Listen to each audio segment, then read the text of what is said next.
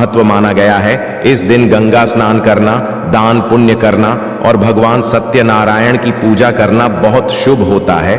कुछ स्थानों पर वट सावित्री व्रत भी किया जाता है, जिसमें वट वृक्ष की पूजा की जाती है। स्कंद पुराण के अनुसार ज्येष्ठ माह की पूर्णिमा को स्नान दान पूर्णिमा कहा जाता है। इस दिन सरसों मिले पानी से स्नान करना और दान देना विशेष पुण्यदायी होता है। यह पूर्णिमा हिंदू पंचांग के अनुसार ज्येष्ठ माह की पहली और सबसे महत्वपूर्ण पूर्णिमा मानी जाती है। इसी प्रकार से यह भगवान सत्यनारायण की स्नान दान पूर्णिमा अति महत्वपूर्ण मानी जाती है। और इसी दिन संत कबीर जी की जयंती भी होती है। इसलिए इस दिन किए गए व्रत, दान और पुण्य के कार्यों का महत्व और भी अधिक बढ़ जाता है। इस दिन सुबह जल्दी उठकर पवित्र नदियों में स्नान करना शुभ माना गया है और दान करने का भी विधान होता है। अब सवाल यह है कि स्नान और दान कब करना चाहिए और व्रत किस दिन रखना है। उससे पहले यह जानना जरूरी है कि व्रत करने की सही विधि क्या है, पूर्णिमा के दिन कौन कौन से पूजा पाठ करने होते हैं और उसके लिए आपको कौन कौन सी सामग्री चाहिए होगी। गंगा स्नान का इस दिन विशेष महत्व होता है और यह स्नान पूर्णिमा के दिन ही करना श्रेष्ठ होता है। यदि आप गंगा स्नान के लिए नहीं जा सकते तो घर पर स्नान के पानी में कुछ बूंदें गंगा जल मिलाकर स्नान करें, इससे भी पुण्य प्राप्त होता है। चलिए भक्तों, अब हम आपको बताते हैं कि स्नान दान पूर्णिमा की पूजा विधि क्या रहेगी, इसके नियम क्या होंगे। इसके बाद हम आपको यह भी बताएंगे कि व्रत किस दिन रखना है और शुभ मुहूर्त कौन सा रहेगा। देखिए, पूर्णिमा के दिन दो प्रकार के व्रत किए जाते हैं। एक होता है चंद्र दर्शन व्रत, जिसमें दिन में पूजा करके शाम को चंद्रमा को अर्घ्य देकर व्रत खोला जाता है।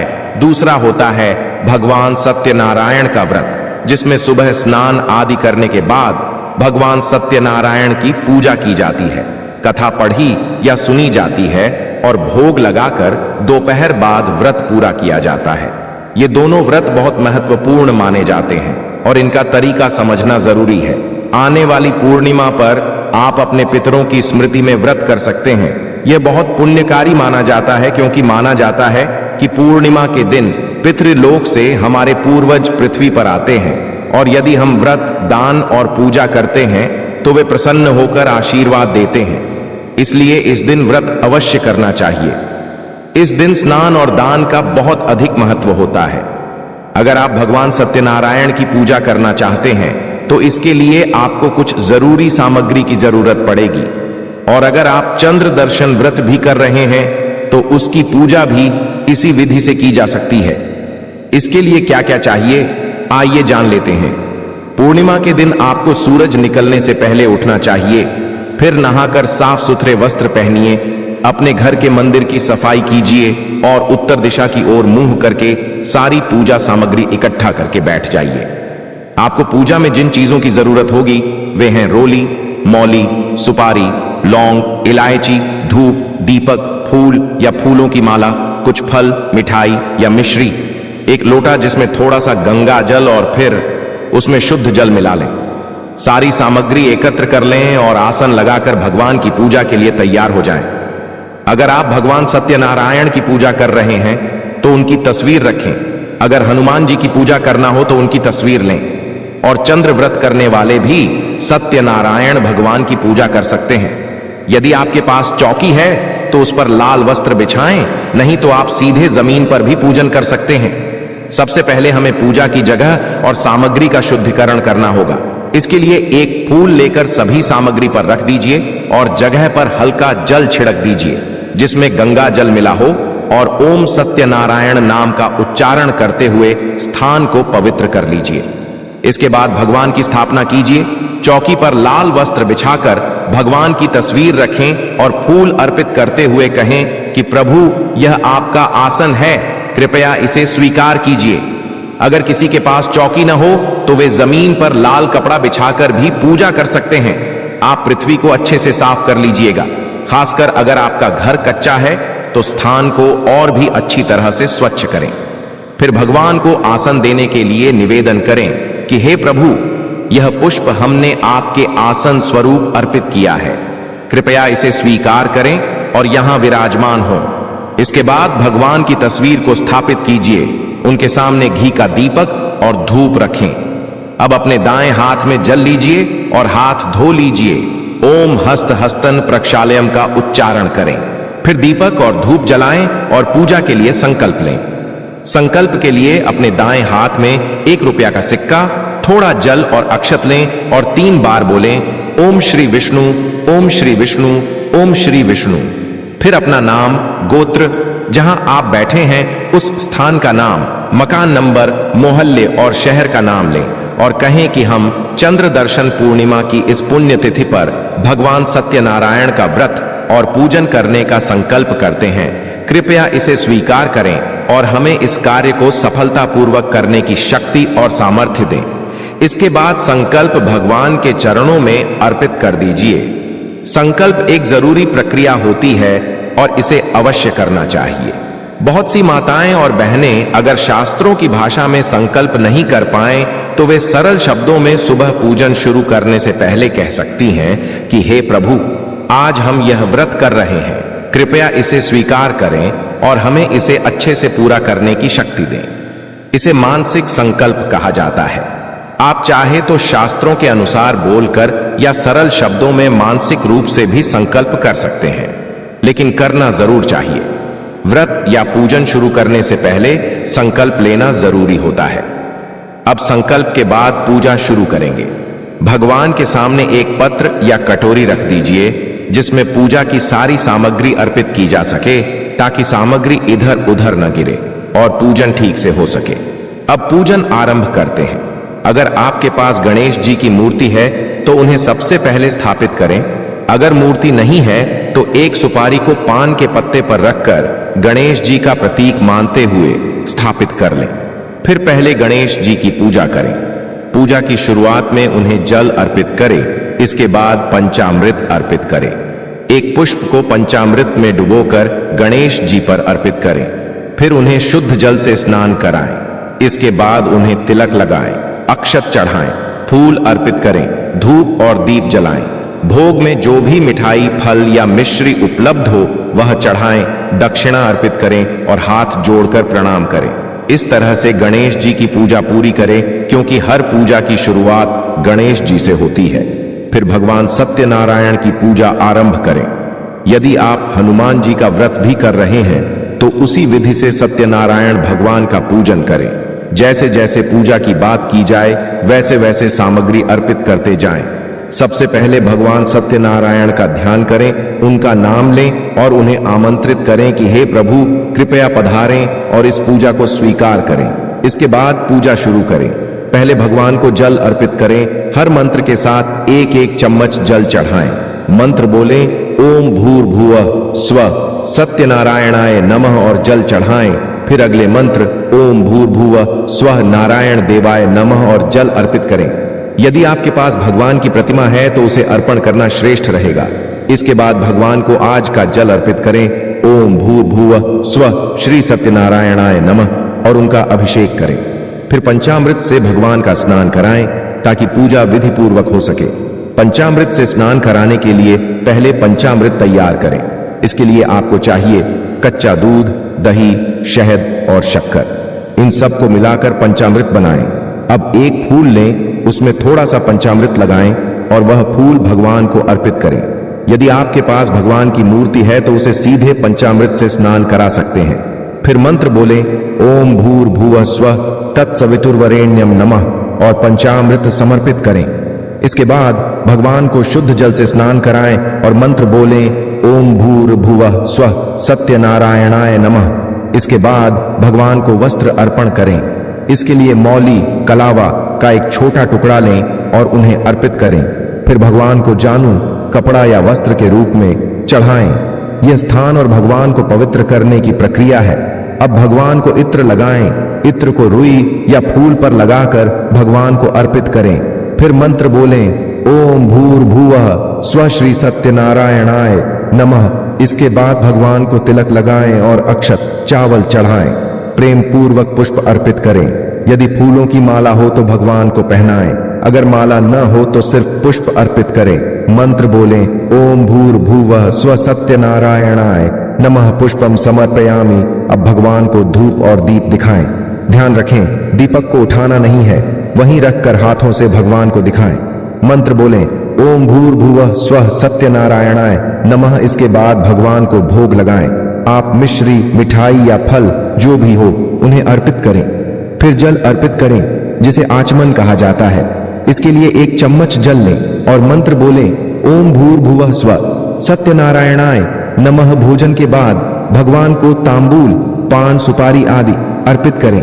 फिर दक्षिणा, कुछ पैसे भी चढ़ाएं और मंत्र बोलें, ओम भूर्भुवः स्वः सत्यनारायणाय नमः। इसके बाद दोनों हाथ जोड़कर भगवान सत्यनारायण से प्रार्थना करें कि हे सत्यदेव भगवान, कृपया हमारे इस पूजन को स्वीकार करें और हम पर कृपा बनाए रखें। सत्यनारायण भगवान का व्रत कर रहे हैं, प्रभु आप कृपा कर इसे स्वीकार करें और हमें इसे अच्छे से पूरा करने की शक्ति दें। इस प्रकार से प्रार्थना करने के बाद अब सत्यनारायण भगवान की कथा सुननी होती है। यह कथा बहुत महत्वपूर्ण होती है और हर किसी को ध्यानपूर्वक सुननी चाहिए। सत्यनारायण भगवान की कथा आमतौर पर 5 अध्यायों में होती है और इसे पूर्णिमा के दिन विशेष रूप से सुना जाता है। यदि आप YouTube पर कथा सुनते हैं तो ध्यान रखें कि सही और संपूर्ण कथा ही सुने। कई बार कुछ चैनल किसी भी कथा को अलग अलग नाम से डाल देते हैं, जिससे व्रत की प्रक्रिया अधूरी रह जाती है। सही और प्रमाणिक कथा सुनने के लिए यदि आपने ज्ञानवर्धक टेल्स चैनल को अभी तक सब्सक्राइब नहीं किया है तो जरूर कर लें।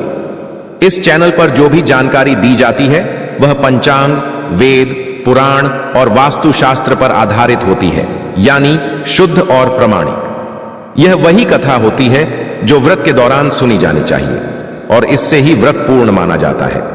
सत्यनारायण भगवान की कथा के साथ आप विष्णु सहस्त्र नाम का पाठ भी जरूर सुनें। ज्ञानवर्धक टेल्स पर हर पूर्णिमा को यह पाठ अपलोड किया जाता है। यदि संभव हो तो नारायण कवच का पाठ भी सुनें। पूर्णिमा के दिन इसका विशेष महत्व होता है। जो भी धार्मिक स्नान और दान आप करते हैं वह नारायण कवच सुनने से और भी फलदायक हो जाता है। इन सभी बातों का लाभ जरूर उठाइए। कथा और पाठ सुनने के बाद अब भगवान को भोग अर्पित करें। भगवान सत्यनारायण को पंचामृत और पंजीरी का भोग लगाया जाता है।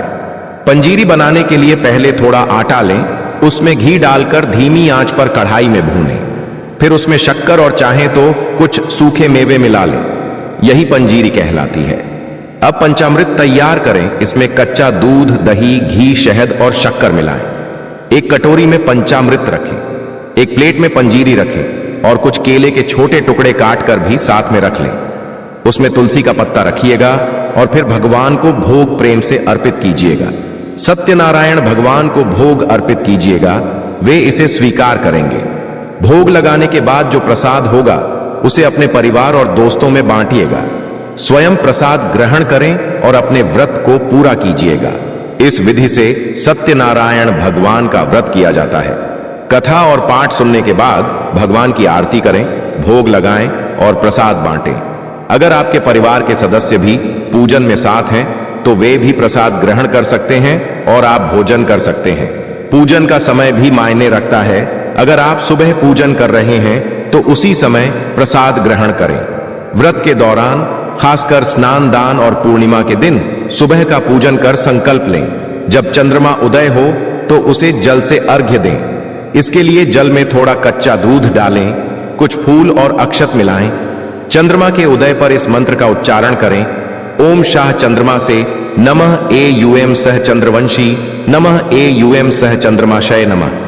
मंत्र बोलते हुए चंद्रमा को अर्घ्य दें और अपने व्रत को पूरा करें। चंद्रमा के उदय के बाद ही आपका व्रत पूर्ण माना जाएगा। साथ ही आप यह जान लें कि व्रत करने का शुभ मुहूर्त और समय सुबह का होता है। इस दिन गंगा स्नान करना बहुत शुभ माना जाता है, क्योंकि दान पूर्णिमा का सबसे बड़ा महत्व यही है। यदि किसी कारणवश आप गंगा स्नान नहीं कर पाते हैं तो घर पर ही गंगा स्नान का फल प्राप्त कर सकते हैं। नहाने के पानी में पहले बाल्टी को साफ सुथरा करके रखें, उसमें थोड़ा गंगा जल डालें जिससे आप गंगा स्नान का पुण्य प्राप्त कर सकें। हर हर गंगे बोलते हुए यह करें। अब बात करते हैं मुहूर्त की। ज्येष्ठ पूर्णिमा का व्रत और गंगा स्नान 2025 में 11 जून बुधवार को मनाया जाएगा। ज्येष्ठ पूर्णिमा तिथि 10 जून 2025 को रात 8:30 पर शुरू होगी और 11 जून 2025 को रात 10:15 पर खत्म होगी। उदया तिथि के अनुसार व्रत और स्नान 11 जून को रखा जाएगा। गंगा स्नान और दान का शुभ मुहूर्त ब्रह्म मुहूर्त सुबह 4:15 से 5 बजे तक और अभिजीत मुहूर्त सुबह 11:45 से दोपहर 12:45 तक होगा। इन समयों में गंगा स्नान, दान पुण्य और पूजा करना अत्यंत शुभ माना जाता है। व्रत की तिथि 11 जून 2025 है और पारण चंद्रमा उदय के बाद लगभग रात 9 बजे होगा। व्रतधारी दिन भर उपवास रखकर शाम को चंद्रमा को अर्घ्य देकर व्रत का पारण करेंगे। ज्येष्ठ पूर्णिमा का दिन गंगा स्नान, दान, व्रत और पूजा के लिए बहुत पवित्र माना जाता है।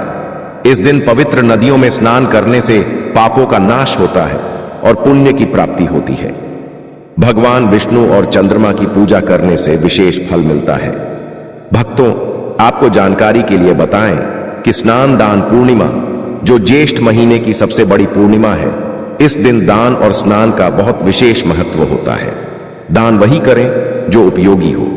स्नान दान पूर्णिमा जैसे पुण्य तिथि पर, खासकर ज्येष्ठ पूर्णिमा को गंगा या किसी पवित्र नदी में स्नान करने के बाद दान करना अत्यंत शुभ और फलदायक माना गया है।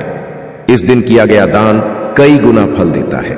स्नान दान पूर्णिमा पर सबसे अच्छे दान वे होते हैं जो जल और वन से जुड़े हों, जैसे मिट्टी का घड़ा, तांबे का शीतल जल से भरा हुआ बर्तन, हाथ का या बिजली का पंखा, गर्मी से राहत के लिए छाता, धूप से बचाने के लिए जल से भरी सुराही या कलश, साथ ही अन्न और खाद्य सामग्री जैसे चावल, गेहूं, जौ, विशेषकर शुद्ध सात्विक भोजन, फल, घी और शक्कर। ब्राह्मणों या जरूरतमंदों को सत्तू और शरबत देना भी पुण्य का काम है, खासकर भीषण गर्मी में राहगीरों को पिलाना। 3 वस्त्र और साधन जैसे सफेद वस्त्र, ब्राह्मण वृद्ध या जरूरतमंदों को चप्पल या जूते देना, पैरों की रक्षा के लिए कूलर या पंखा देना यदि संभव हो तो यह भी बड़ा दान माना जाता है। धार्मिक वस्तुओं का दान जैसे भागवत, गीता, रामायण, धर्म ग्रंथ, तिल, गोमूत्र, कुशा, तुलसी आदि करना, पूजा के लिए दीपक, कपूर, धूप, बत्ती और पूजा की थाली देना भी अति श्रेष्ठ है। गाय का दान या गौ सेवा हेतु दान करना भी बहुत पुण्यकारी है। यदि आप इस दिन गौ माता को हरा चारा और पशु पक्षियों को पानी देते हैं तो इसका फल भी बहुत बड़ा होता है। खास मान्यताओं के अनुसार इस दिन दान, तप, यज्ञ, हवन, जप और गंगा स्नान से करोड़ों गुना फल मिलता है। भक्तों, हमने आपको जो जानकारी दी है उसके अनुसार पूजा करें। अगर आपको यह वीडियो अच्छा लगा हो तो कृपया लाइक करें।